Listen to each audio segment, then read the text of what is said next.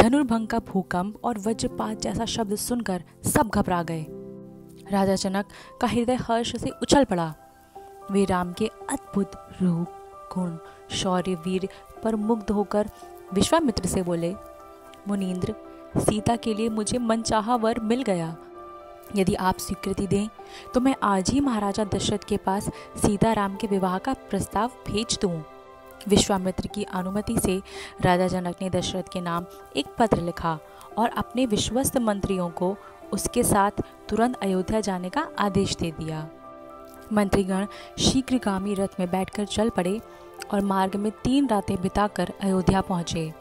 वहाँ उन्होंने राजा दशरथ को जनक का विशेष पत्र दिया और राम लक्ष्मण का कुशल समाचार बताया। राजा उस प्रिय संवाद से अत्यंत प्रसन्न हुए। उन्होंने मंत्रियों, पुरोहितों और स्नेही जनों से परामर्श करके जनक के प्रस्ताव को मान लिया। विवाह का शुभ योग निकट था, इसलिए दूसरे ही दिन वहां से प्रस्थान करने का निश्चय किया गया। विवाह यात्रा की सारी तैयारियां एक ही दिन में हो गईं। दूसरे दिन कौशल नरेश राजा दशरथ अपनी राजमंडली और चतुरंगिनी सेना के साथ धूमधाम से राम का विवाह करने चल पड़े। 5वें दिन वे दल बल सहित मिथिला जा पहुंचे। राजा जनक ने योग्य रीति से बारात का स्वागत और ठहरने आदि का सुप्रबंध किया। दूसरे दिन विवाह संबंधी प्रारंभिक अनुष्ठान किए गए। विश्वामित्र की प्रेरणा से जनक ने लक्ष्मण के साथ अपनी दूसरी कन्या उर्मिला के विवाह की चर्चा चलाई। दशरथ ने इसे स्वीकार कर लिया। उसी अवसर पर विश्वामित्र ने भरत शत्रुघ्न के साथ जनक के भाई राजा कुशध्वज की 2 कन्याओं के विवाह का भी प्रस्ताव किया। दोनों पक्ष वालों ने इसे सहर्ष स्वीकार कर लिया। उसके तीसरे दिन एक साथ ही चारों राजकुमारों का विवाह करना निश्चित हो गया। विवाह के पूर्व ही भरत के मामा केकई राजकुमार युधाजित भी वहां आ गए। उन्हें केकई नरेश ने भरत को लाने के लिए अयोध्या भेजा था।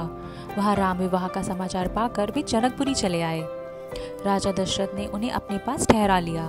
विवाह के दिन जनक की महापुरी उत्सवमयी हो गई। एक एक घर, एक एक द्वार और एक एक मार्ग तोरण बंधनवारों से सजाया गया था। चारों ओर मंगल वाद्यों और मंगल गीतों की ध्वनि गूंज रही थी। महल और राजमार्ग दर्शकों से भरे थे। शुभ मुहूर्त में एक ओर से पुरोहितों के साथ अयोध्या के चारों सुंदर राजकुमार विवाह मंडप में पधारे। दूसरी ओर से मिथिला की चारों सर्व विभूषिता सुंदरी राजकन्याएं आईं। वैदिक विधान से सभी मंगल कृत्य किए गए। जनक ने अग्नि के समक्ष सीता को राम के हाथों में सौंपते हुए कहा, राजकुमार राम, आज से मेरी यह प्रिय पुत्री सीता तुम्हारी धर्म पत्नी बन रही है।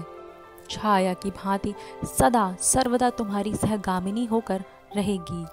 तुम इसका पानी ग्रहण करो। इसी प्रकार अन्य तीनों का भी पानी ग्रहण कराया गया। विवाह के दूसरे दिन विश्वामित्र सबसे विदा लेकर वहां से चले गए। जनक ने कन्याओं को भांति भांति की मूल्यवान वस्तुएं दी और वर पक्ष वालों को प्रचुर भेंट उपहार से संतुष्ट कर दिया। इसके बाद बारात नव वधुओं के साथ विदा हो गई। अयोध्या का दल कुछ ही दूर गया था कि इतने में सहसा भयंकर आंधी आई।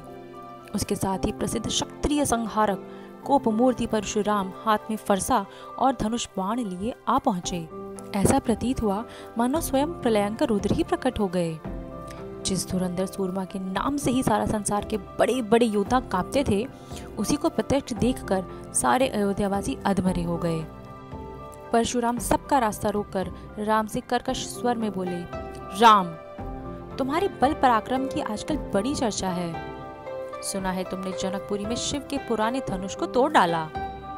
इससे तुम्हारा मन और मान निश्चय ही बहुत बढ़ गया होगा। मैं तुमसे युद्ध करूंगा और अभी तुम्हारा अहंकार चूर कर दूंगा।